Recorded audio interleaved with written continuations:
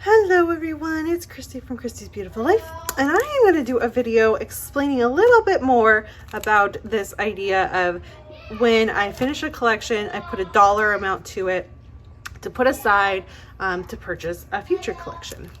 So this is something Moira and I are both doing. We just started it in July, and the whole point of the idea of it all is to get through our stash, because we both have decided we have quite a large stash, but also to kind of curb our spending, but not make it a full-on spending freeze. Because we've tried that. We did a year-long one. We tried to take in this year, failed miserably.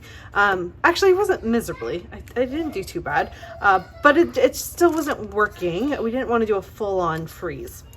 And so this is where we kind of have evolved to. And I just thought I would go a little bit more in depth. I've had a few questions, and I thought I would just share the best to my abilities that I can about what it's all about. And so the best way to go through it is with the new collection I'm trying to work through, which is a full collection. It's Coco Vanilla Studio Storyteller Collection. I got mine from Scrapbook Your Joy. I'm guest designing with it. So I have ephemera, the florals, the enamel hearts and little dots, the wood buttons, the Project Life cards, the 6x8, the word phrases, the chipboard, and then the 12x12 paper that comes with the sticker sheet as well. So it's pretty much the full collection, right? I can make lots and lots of layouts with it. So how do I put a dollar amount to this? Well, at the moment, my assumption is this will be a $10, well, actually it's brand new collection. I think I would give this a $15 amount because it's brand new. I haven't touched it. I'm not trying to quote unquote kill it, because I haven't even started it with it. Now, so a full collection, if I used everything and I used it all up and I'm good to go, that would be $15. However, if I managed to literally use every piece, and I inked out, including using the title, or whatever you want to call this, manufacturing branding thing, and I had used all of this paper in any way that I possibly could, and all that sort of stuff, I might give myself an extra $5 if I felt like I did above and beyond what I normally do with a collection. And that's in my own personal opinion. So that's kind of where I'm at. I would never top $20. I always figure it's pretty much in $5 increments, with a few exceptions. So we're gonna go through that. Let's say that all I had was just the collection kit. So that would just be the paper and the sticker sheet. Let's say that's all I had. I would give this $5 once it was done, because of the fact that I'm not working with a bunch, like I'm not getting a bunch of stuff out of my stash, and the fact that this is flat, it goes with the paper, and all of that. And so I wouldn't consider it being more than $5. Yes, it'd be awesome to get all that paper used up, which is great, but that's about all I would be assigning it if it was just the paper and the sticker sheet. $10 would be more like having all of this, and maybe not the additional paper sizes. It was just all the ephemera and stuff with the 12x12 papers.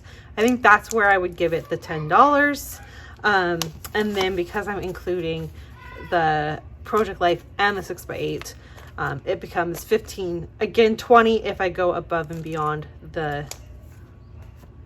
what I would normally do. How does a $5 get to a $10? That would be a good question.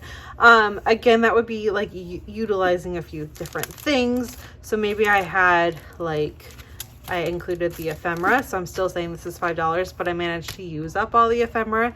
I would then maybe move it up, maybe not all the way to $10, maybe up to $8. It doesn't really matter, but I'm giving myself a monetary amount to use up. And once it's done, I have a little place that I just have a little log of what I've used and how much.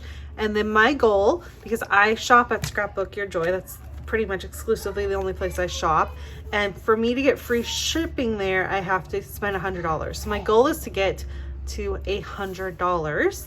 And if I just did the $10 kits, that would be 10 kits, which would be awesome. Think of how much you would get out of that. And then if it's larger, of course, it increases a little bit. And then if it's smaller, it would take me, 20. So not a big deal about that part, but my plan is to just get into my stash. Another way to make it fun and really challenge myself to use up some of the smaller things. I have some collections where I have like, I don't know, 4 papers left or something, and some stickers. Like, it's not much. It just needs like another layout or 2 to be used up. And once I do that, it's out of my stash and I've got the layout done. So things like that, maybe just a small page kit that I have, stuff like that. I'm gonna give really small amounts to, like a $2 or $3, something small, but still incentive that I know that it's now out of my stash. So there's now room to bring in new stuff when I'm ready for that, and I've reached my monetary threshold that I'm trying to earn. Anyways, I hope that explains things a little bit better. If it's something you're interested in, let me know. I mean, it's just something Moira and I are doing personally just to kind of help us with our stash, because we struggle with how much we have. But yeah, if it's something you're interested in, let us know. We can talk about maybe including it some way, somehow. I don't know. But I definitely wanted to give you a little bit more in depth. I know there have been a few questions about how I was doing that. And I thought a new kit or collection might really help explain that a little bit more. So there you have it. Thank you so much for watching. I will see you guys all soon with some actual layouts now. I know this has been a week of just kind of kits and kind of other things that isn't actually layouts. So those should be coming up hopefully next week. And like I said, hope you have a great day. Bye everyone.